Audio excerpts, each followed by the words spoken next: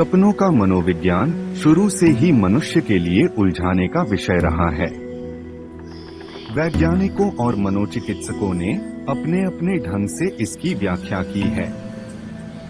स्वप्न आज भी शोध का रोचक विषय बना हुआ है।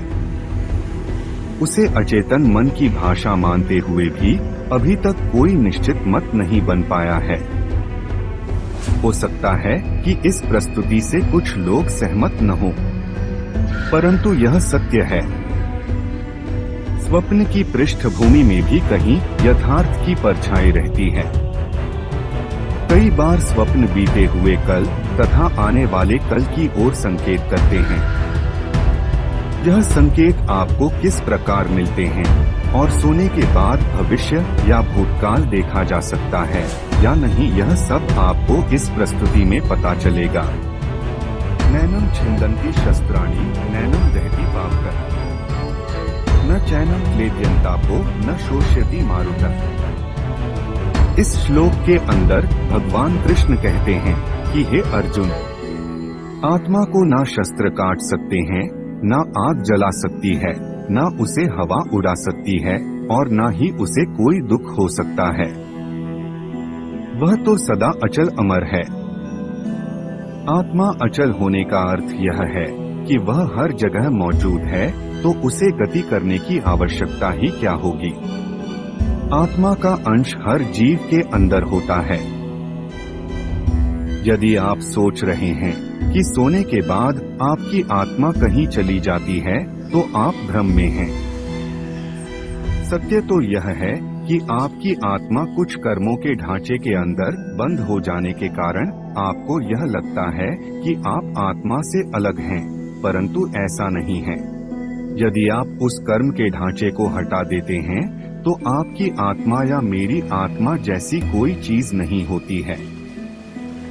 यह आत्मा परमात्मा का ही एक अंश है और हर मनुष्य में परमात्मा का ही अंश वास करता है।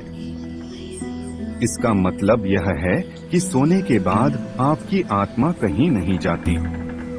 उसे कहीं पर जाने की आवश्यकता ही नहीं होती, लेकिन आपका मन गति करता है।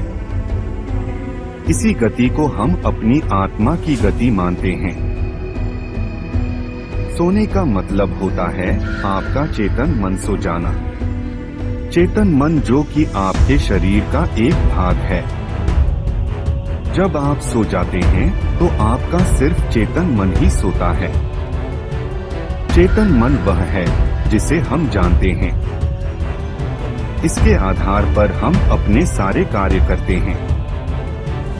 यह हमारे मन की जागृत अवस्था होती है।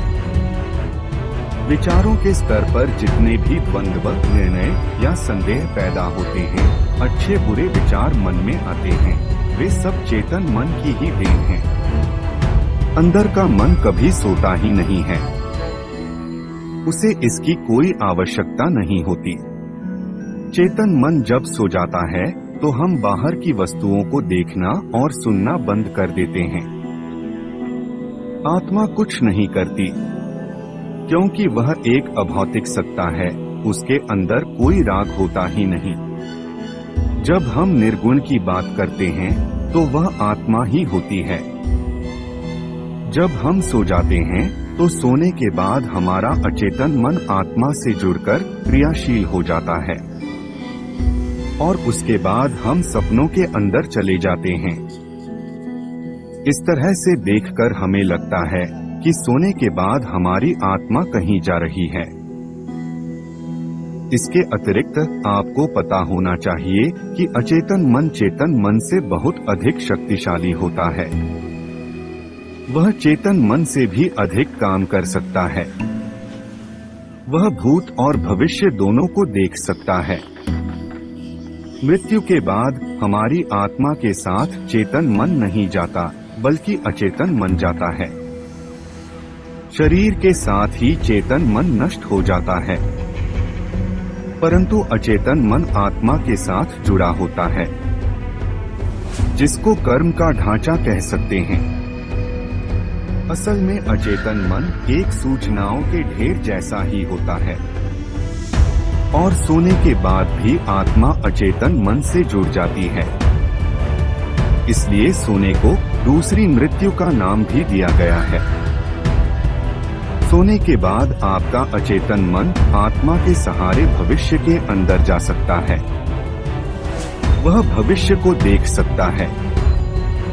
उसके अंदर वह क्षमता होती है।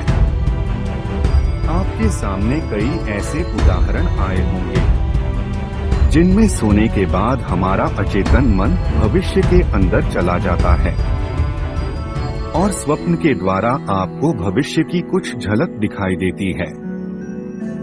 इस तरह के सपने हमें तब आते हैं जब हमारा अचेतन मन भविष्य के अंदर जा चुका होता है।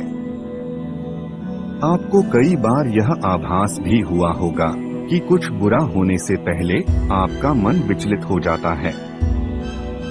यह भी अचेतन मन के ही संकेत हैं।